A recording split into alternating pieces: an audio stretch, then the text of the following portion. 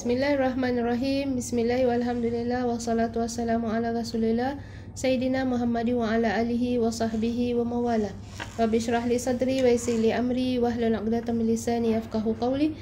Allahumma iftah alaina hikmataka wa anshur alaina min khazaini birahmatika ya arhamar rahimin. Amin. Assalamualaikum warahmatullahi taala wabarakatuh. Apa khabar sidang pendengar sekalian daripada Masjid Darul Ghufran? Alhamdulillah, saya daripada pihak masjid mengucapkan ribuan terima kasih atas segala bantuan dan sokongan daripada sekian hadirin dan hadirat sekalian yang sentiasa menyokong dalam aktiviti masjid, yang senantiasa memberi bantuan kepada pihak masjid. Alhamdulillah sampai ke tahap ini kita masih lagi dapat melakukan dakwah melalui online kita. Alhamdulillah. Jadi pada hari ini kita menyambung pengajian kita dalam bab 168. Ini bab tentang adab-adab kesopanan perjalanan. Minggu yang sebelumnya kita dah bincang tentang adab bermusafir. Kemudian hari ini adab sair wan nuzul wal mabid wan naum fi safar wa istihbab as-surah wal rifqi bid dawab mura'at maslahatiha wa amri man qassara fi haqqiha bil qiyam bi haqqiha wa jawazil irdaf ala dabbah idza kanat tutiqu dhalik. Adab-adab kesopanan perjalanan, turun menginap dan tidur dalam bepergian. Juga dalam sunnahnya berjalan malam, belas kasihan pada binatang-binatang, menjaga kemaslahatan binatang binatang tadi, serta menyuruh orang yang tidak memberikan hak-hak binatang tadi supaya memberikan hak-haknya, dan bolehnya naik di belakang di atas binatang kenderaan jikalau binatang itu kuat dinaiki, sampai 2 orang boleh naik. Jadi ini ada adab. Jadi mungkin di Singapura kita tak naik kenderaan kita dengan binatang jadi di luar daripada Singapura banyak tempat mereka masih lagi menggunakan binatang sebagai kenderaan juga. Jadi di sini disebutkan daripada Abi Hurairah radhiyallahu anhu qala Rasulullah sallallahu alaihi wasallam iza safartum fil hisbi fa'atul ibila khazzaha minal ard wa iza safartum fil jadbi fa asri'u 'alaiha as-sayr wa badiru biha nikiyaha wa iza arrastum fajtanibut tariqa fa innaha turuqud dawabi wa ma'wal hawami bil lail. Rawahu Muslim.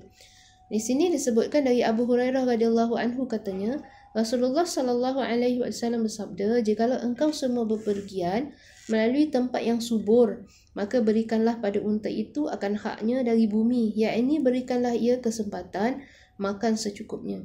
Tetapi jikalau engkau semua bepergian melalui tempat yang tandus, maknanya pergi tempat tu tak ada makanan, maka percepatkanlah binatang-binatang itu untuk segera dapat sampai di tempat tujuannya sebelum kehabisan iaitu kehabisan tenaga kerana sukarnya perjalanan.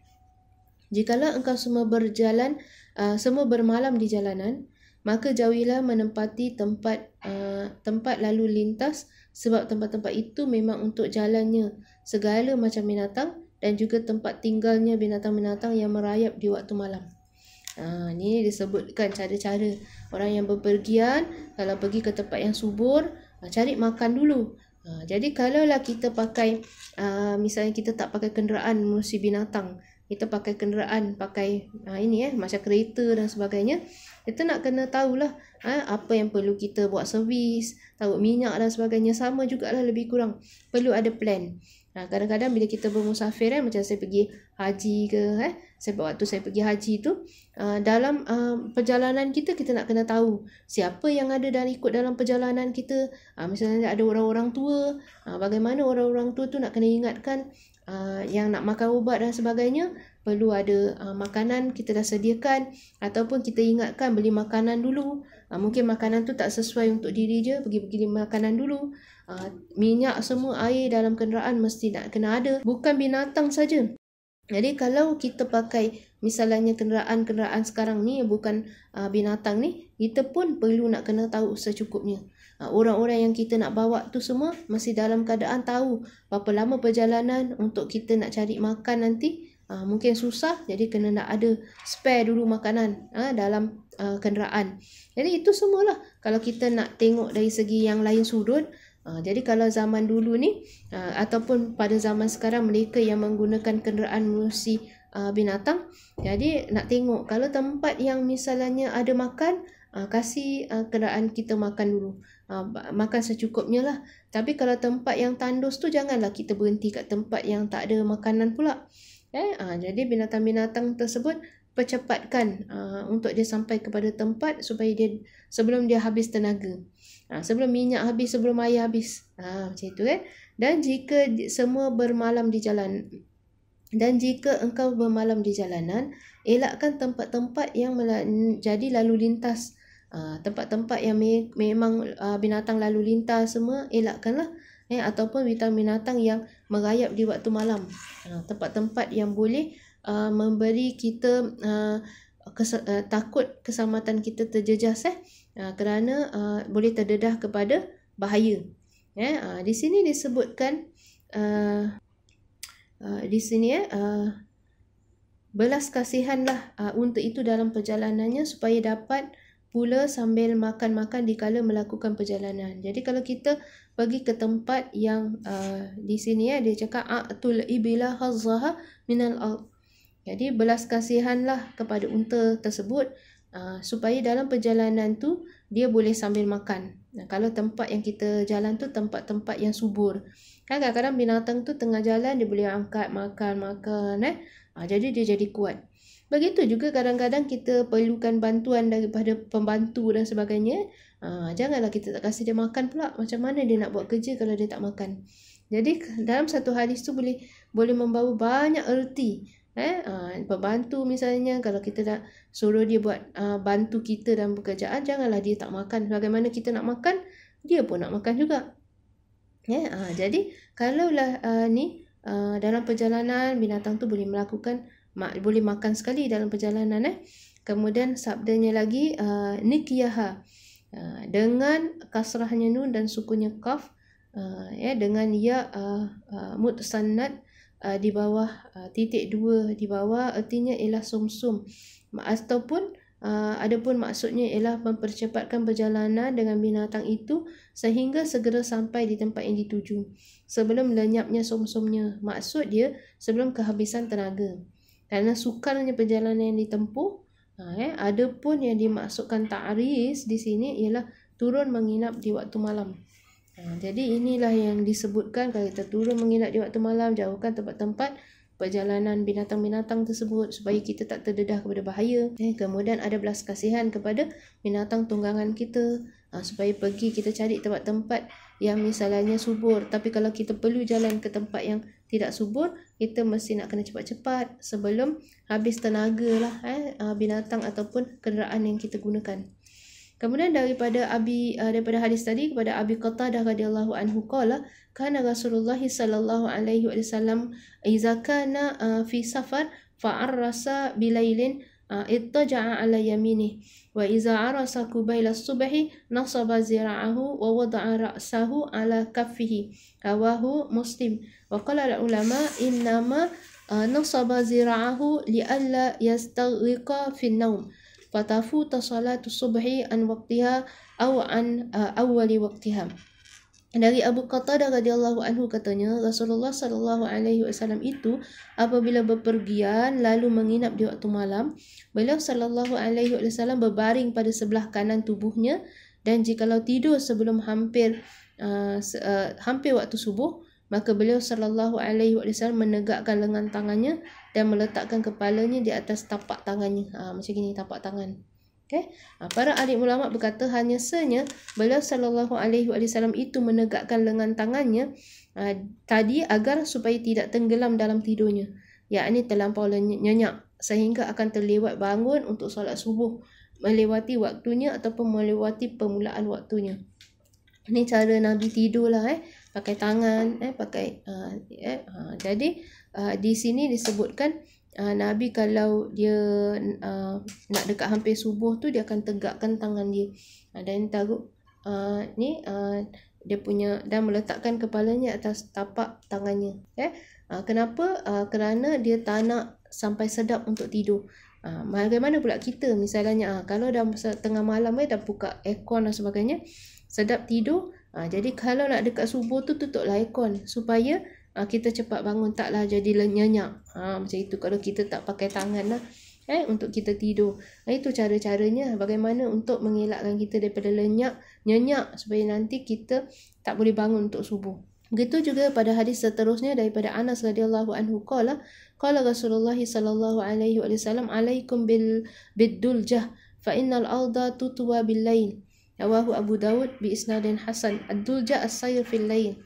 Dari Anas radhiyallahu anhu katanya Rasulullah sallallahu alaihi wasallam bersabda, hendaklah engkau semua berpergian di waktu malam sebab sesungguhnya bumi itu dilipat di waktu malam itu. Duljah ini perjalanan di waktu malam. Maknanya boleh juga berjalan di waktu malam. Kalau nak berjalanan di waktu malam adalah Nabi sebutkan tadi, kalau berjalan di waktu malam ataupun kita dah jalan pada waktu malam, kita akan berhenti di setengah-setengah tempat kan pada waktu malam. Hendaklah kita elakkan daripada tempat-tempat yang dijalani oleh binatang-binatang. Kita carilah tempat perlindungan untuk manusia duduk, berehat dan sebagainya. Ataupun dalam perpergian malam tu digalakkan kita dalam bermusafir lebihlah daripada 2 orang, 3 ataupun selebihnya. Jangan kurang daripada 3. Gitulah cara-cara supaya salah satu daripada kita dapat menolong satu sama lain. Kemudian an Abi Sa'labah al-Hushanni radhiyallahu anhu qala kana an-nasu iza nazalu manzilan tafarraku fi syi'abi wala awdiyah. Faqala Rasulullah sallallahu alaihi wasallam inna tafarruqakum fi hazihi syi'abi wal awdiyah innama dhalikum minasyaitan. Falam yanzilu ba'da dhalika manzilan illan dhamma ba'duhum ila ba'd. Rawahu Abu Dawud bi isnadin hasan. Dari Abu Sa'labah radhiyallahu anhu katanya, orang-orang itu apabila turun di suatu tempat berhenti, mereka suka berpisah-pisah di lereng-lereng dan lembah-lembah, suka berpisah-pisah dan sampai tempat berpisah-pisah. Kemudian Rasulullah sallallahu alaihi wasallam bersabda, sesungguhnya berpisah-pisahmu di lereng-lereng dan lembah-lembah ini hanyanya itu adalah dari cara yang dilakukan syaitan. Maka tidak lagi sesudah itu mereka turun berhenti di satu tempat, melainkan yang sebahagian berkumpul dengan sebahagian yang lain. Jadi jangan terpisah banyaklah. Jadi kalau kumpulan ni mesti dalam banyak orang dalam satu kumpulan. Jadi jangan terpisah-pisah, bersendirian-bersendirian. Jadi Nabi tak suka sekali kita berpisah-pisah dan bersendirian-bersendirian. Jadi kata yang meriwayatkan hadis ni mengatakan, maka setelah itu mereka bila berhenti kat satu tempat, mereka tidak akan berpisah bersendirian lagi. Mereka akan berkumpul dalam satu bahagian, berkumpul-kumpul. Jadi satu sama lain dapat membantu antara satu sama lain. Jadi itulah salah satu keselamatan yang Nabi ajarkan kepada kita. Kemudian daripada hadis tadi, pada hadis Sahal bin Amru, waqila Sahal bin Rabi' bin Amru al-Ansari al-ma'ruf bi ibni Hanzaliyah wa huwa min ahli bai'atir Ridwan radhiyallahu anhu qala marra Rasulullah sallallahu alaihi wasallam bi ba'ir qad lahiqa zahruhu bi batnihi faqala ittaqullaha fi hadhihi al-bahaimil mu'jamah farkabuha salihatan wa kuluha salihah. Rawahu Abu Dawud bi isnadin sahih. Dari Sahal bin Amr, ada yang mengatakan Sahal bin Ar-Rabi' bin Amru al-Ansari yang terkenal dengan nama Ibnu Hanzaliyah. Ada yang mengatakan namanya Sahal bin Amr, ada yang mengatakan Sahal bin Rabi' bin Amru al-Ansari yang dikenali dengan Ibn Ibnul Hanzaliyah.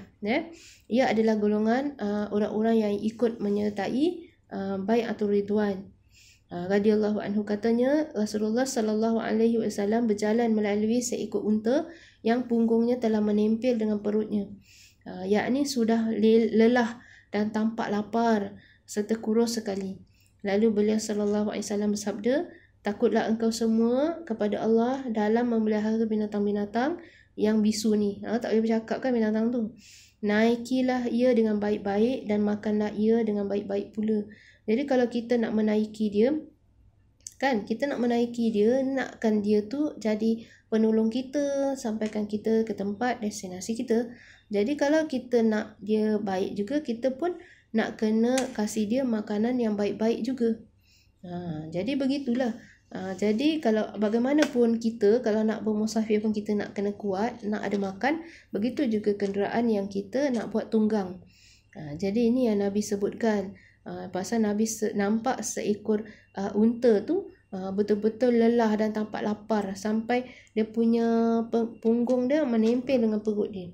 Jadi kalau kita piara unta ni boleh tahulah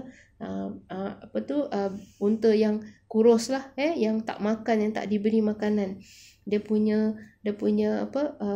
perut tu boleh nampak lah menempel dengan punggung dia, dengan perutnya menempel, maknanya kurus kering sangat.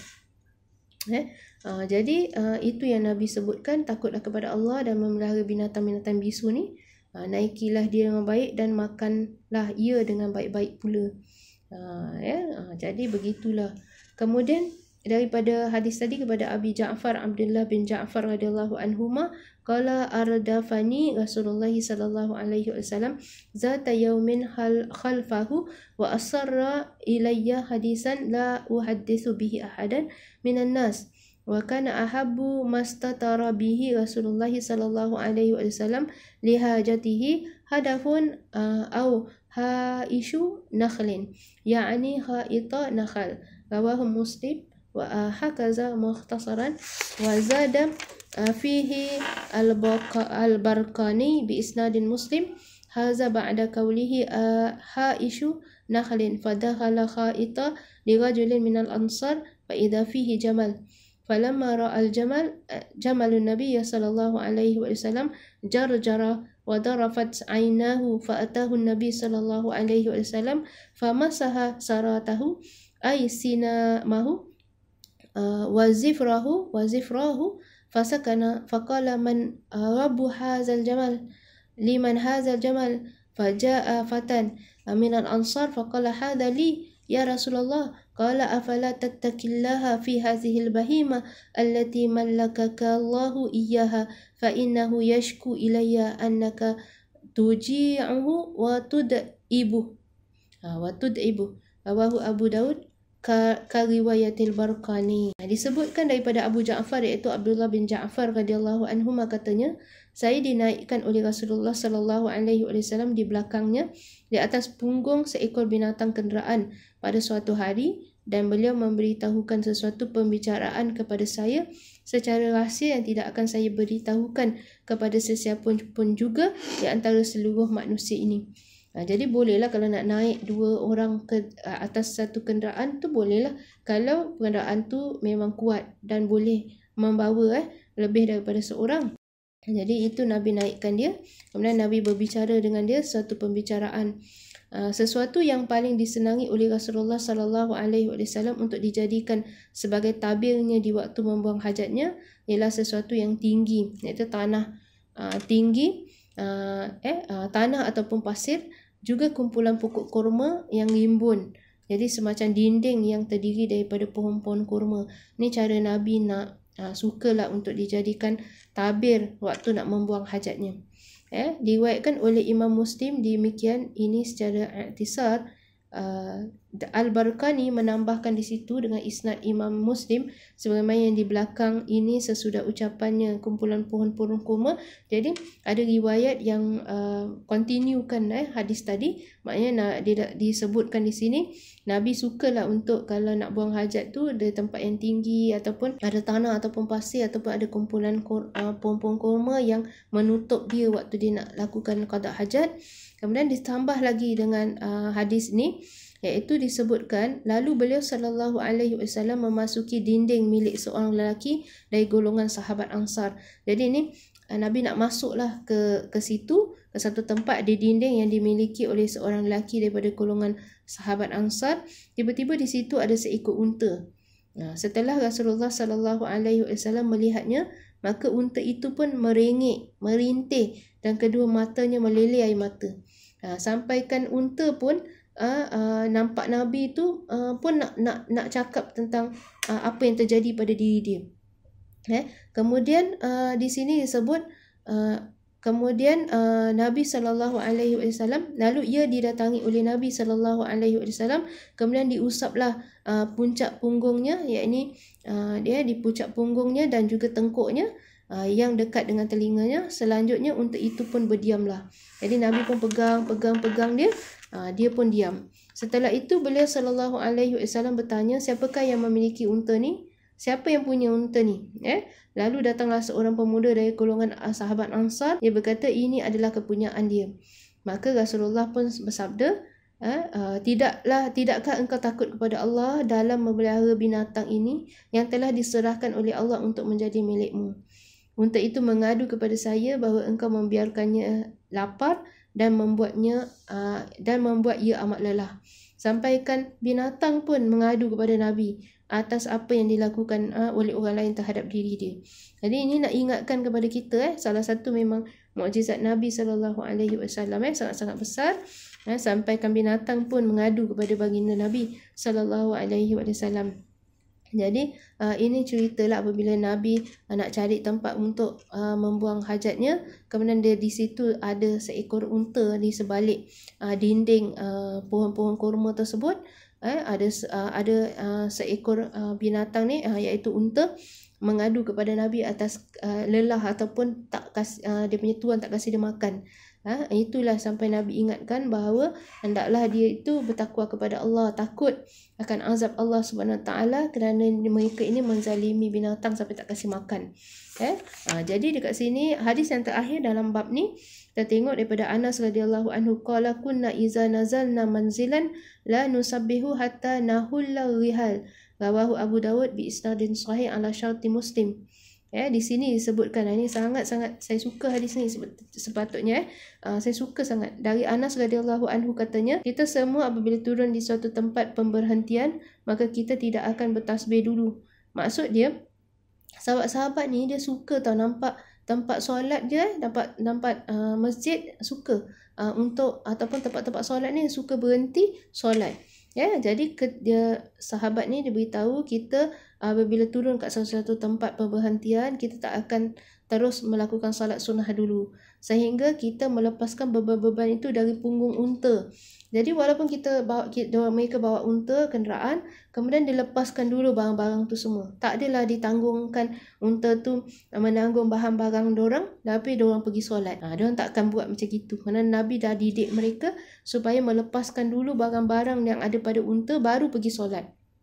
Macam itulah juga kita. Sebelum kita datang ke masjid, pastikan kita punya kenderaan, misalnya kereta kan apa semua, di tempat yang sepatutnya supaya tidak mengganggu orang lain. Jadi di sini disebutkan yang dimaksudkanlah nusabbihu, artinya ialah kita tidak bersembahyang sunnah dulu. Sedang maksudnya ialah bahawa sekalipun kita gemar sekali melakukan solat, namun demikian kita tidak akan mendahulukan melakukannya sebelum menurunkan beban-beban itu daripada punggung binatang serta kasih dia istirahat, kasih dia rehat. Begitu. Jadi nampak Nabi punya didikan.